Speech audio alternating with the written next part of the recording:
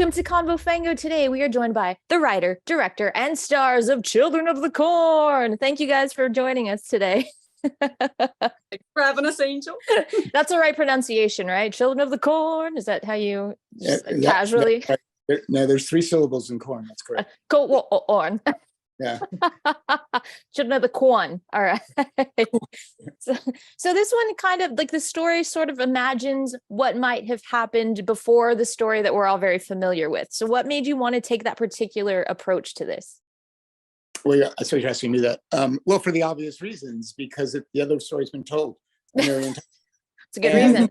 and also, it's, to me, the more interesting story by far, because if this is about children who are discovering their or seizing their agency in the world, in a world that's going straight to hell, taken there by the adults, then the children, the victims, they've always been the victims to me. And I actually never understood making the adults the victims, because, if you just look at it, it's like saying, oh, the puppy dogs are the villains in this movie, and I'm like, no, I mean, I just instinctively and emotionally, I can't identify with that. So I wanted to tell the story through the children's eyes and say, well, okay, given the fact this is a genre movie, but how can we sort of reasonably get the audience there where, like, okay, I can see why kids might actually decide, screw this. This is our future and you guys aren't going to be there, but you're so corrupt and you're so petty and you're so myopic and you're destroying the world.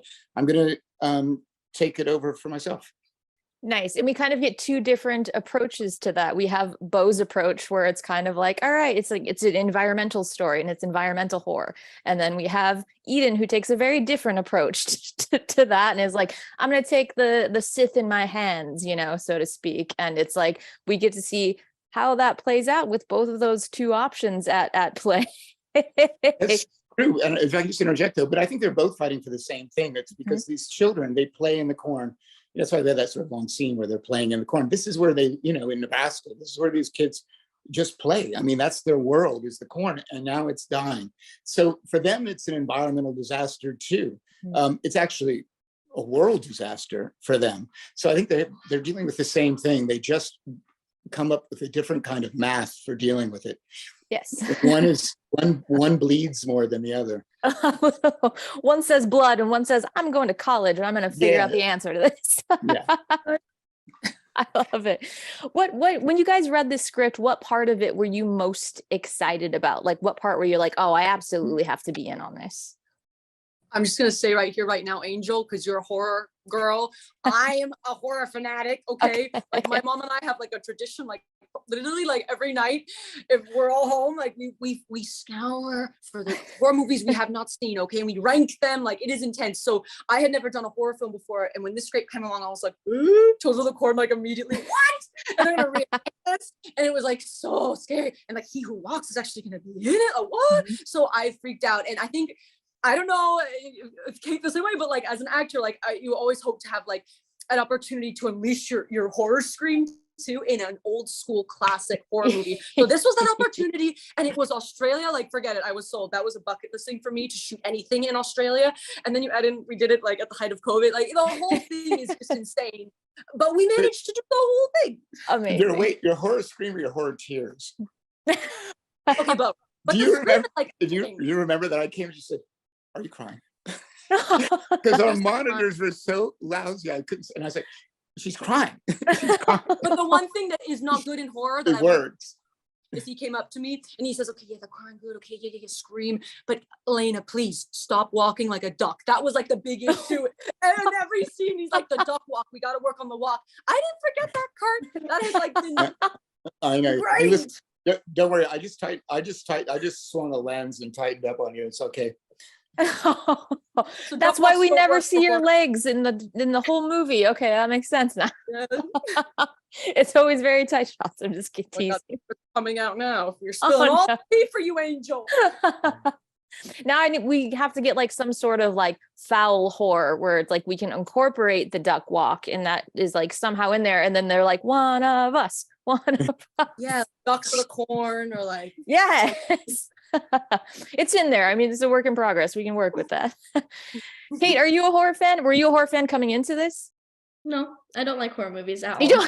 don't? No, absolutely not. I'll watch the odd one if I already know what happens. I like spoiling movies for myself, just so I'm not like scared the entire time. Okay.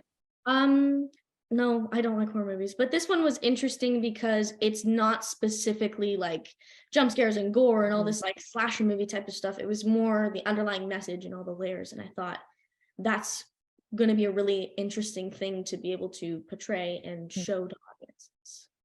You were very disturbing in this, by the way. Like the whole the pirate scene, when we first see all the kids together playing and frolicking in the corn, and there's just something so feral about it already. And then just like it's very Lord of the Flies, and then she's like, "Oh, I love the Red Queen." I'm like, not about this kid right now. I've done my job. Then I've done my job. Yeah, so kudos to you. I say that as a compliment. You creeped me out, so well done. There's a lot of gruesome stuff in here, and I know a lot of times when people are working with younger actors, they try to kind of like shelter them from that, but I think in a lot of instances that wasn't possible here. So how did you all approach that? Because it wasn't like you could be like, okay, Kate, we're going to pretend you're not holding eyeballs in your hand, or pretend you're holding some, you know what I mean? Like it's all very like, you can't take away the context. That doesn't, I mean, that may work in other films, but this film was about children. I mean, yes, it's half the title. I mean, there's corn and there's children. There's nothing else in this movie except a couple adults who get slaughtered. And, you know, they get to read the script before they make the movie. So they knew exactly what they were in for. And honestly, Angel, like they weren't phased. Like I feel like they were like the Haney kids. They were like awesome blood. Like they were like that's it. They weren't with them. We were. Oh yeah, they were like that's it. Come on.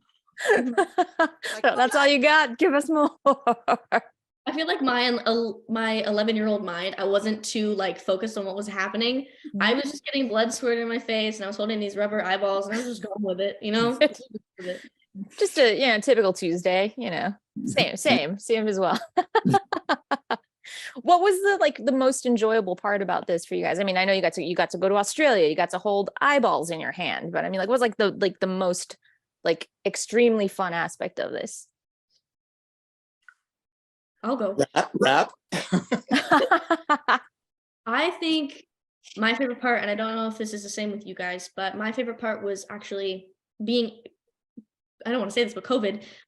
It was a different experience, because usually when you're on set, you know, you see these people like for 9 hours a day, you go home, you may not see them for a while, but with this, we were like pretty much living together the entire time, and it helped us form like a bond that you may not normally form when you're filming a movie. So I feel like it helped make it more real. Like this whole small town, we were literally living together, so it felt more, the situation was actually real. We were all neighbors of each other, like our rooms were next door. And they say, oh yeah, filming was like summer camp, but this was like times like 100. Yeah. So it was very much, we were all like together, we were having dinner together every night. Like it was we were all super close. But it is, you add in the aspect as well as shooting in a beautiful place like Australia. Like here I am again, Australia was just stunning. The terrain, the critters we were talking, you know, we saw wombats, we saw kangaroos.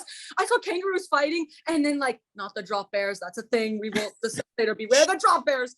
But like I fell in love with the Australian spirit, like the grit and the tenacity of our crew. I mean, we are all still in contact with one another. I made my Siri, I programmed my Siri to have an Australian accent after we wrapped, because I missed it. Look, you stayed for another year after we'd finished shooting. I stayed for a year.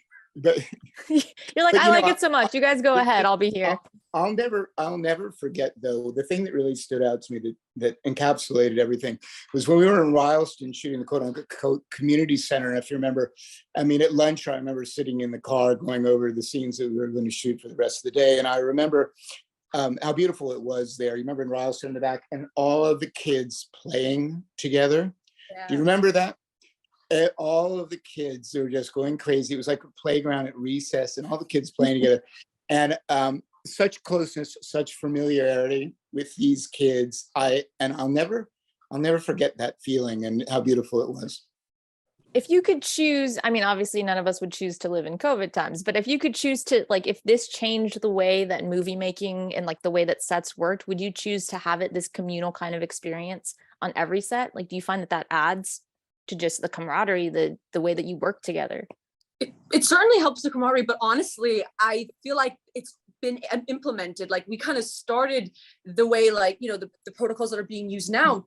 What I'm seeing on the sets I'm working on, like it's similar. Obviously it's not exactly the same, but everything, like I know they established the actual like workbook or whatever, like that we started with the bubbles, with the cleaning station, with the testing, like everything. We were the first ones to like try all of that out, and it worked because we had a safe nucleus where we could feel safe and no one got sick. Have fun. Yeah. And we found our rhythm too. And the little ones, they were so good about it. Like they were respectful and disciplined, but we still could have fun with each other. So it was really an effort from every single person. And no one got COVID.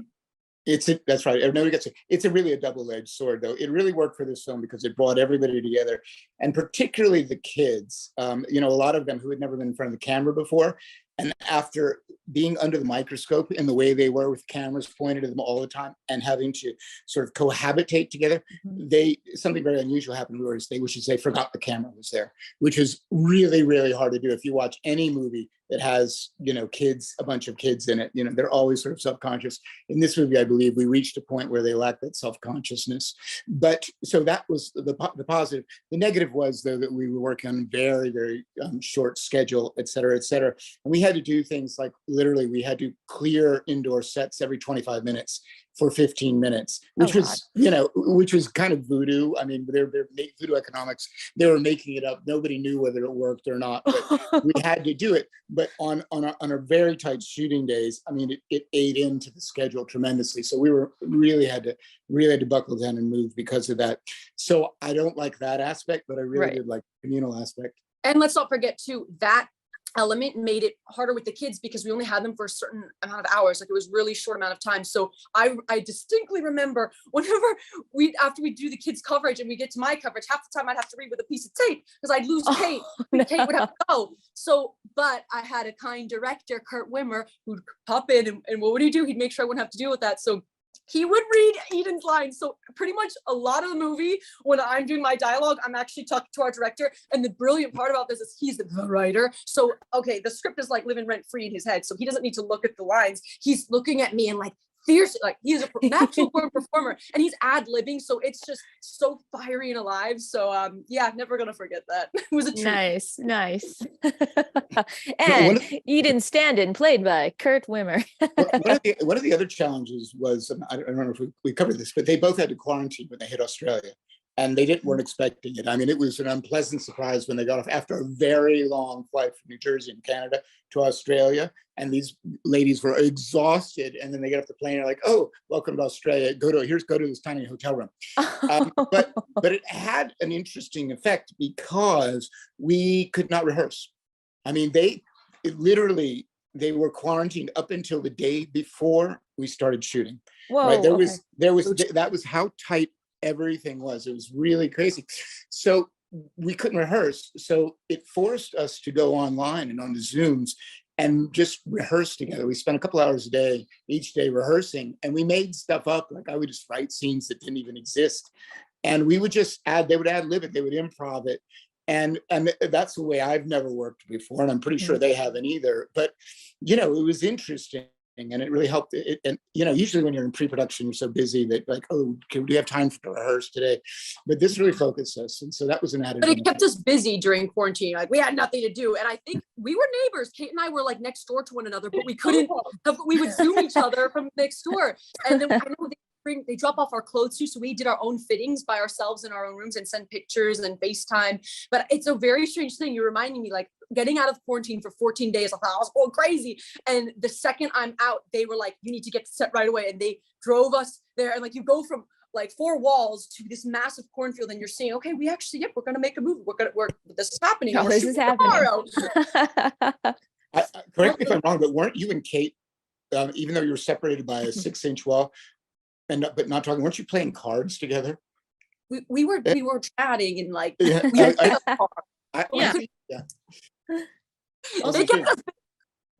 I love that. That's awesome. And that also introduces like an element of play to it, I guess, and the kind of experimentation that you probably don't usually get to have because the schedules are so tight. And then this is kind of like, well, we're just figuring it out. You're in a hotel room for 2 weeks. I guess we can kind of play around with it. It also helped too because we were able, because of COVID and, you know, the world was like, we weren't used to it. It's obviously super new. it kind of helped us like be alone with our emotions and really like Mhm. connect with our characters. I remember one time we were doing a Zoom call and it was all ad lib. And I think it was like doing a scene and I think I ended up crying. I don't know why. I felt so invested into it. I wasn't thinking about what was going on. So I feel like it was really a way to be able to like connect to the character. And I feel like that made it feel more real. Also, it added, I don't know, it just added more to the story, I feel like. Well, whatever it was, it worked because, like I said, you creeped me out for sure. I know we have to go, guys. One last question. If you were able to adapt another Stephen King story, what would you choose? It's such a complex, I mean, for me, I'll speak real quick for Chrissy. It's so complex because, you know, the really good ones have been done by really good people, De Palma and Kubrick, et cetera, you know, Shawshank. So they can't be done better. So I think would have to seed the field personally. And now, by the way, I actually did. I kind of stole one of his movies, Misery, and made it into a movie called Spell in 2019. So Kind of stole one. I'll just, you know, I'll steal things in the future. Nice. Okay. I don't know. I'm just going with Angel's shirt choice because I've always loved The Shining. There we go. And you know, that is a masterpiece, but hey, I don't know. You can't go wrong with that. It's brilliant. I'm not sure. I haven't read any Stephen King books. I probably should, even though I don't like horror movies. We're gonna cast you guys as the Grady twins. Of course. I'm gonna have a version of the shirt, but it's your faces here instead. All right, thank you guys so much. This is great. Children of the Corn is going to be in theaters. He Who Looks. Yeah.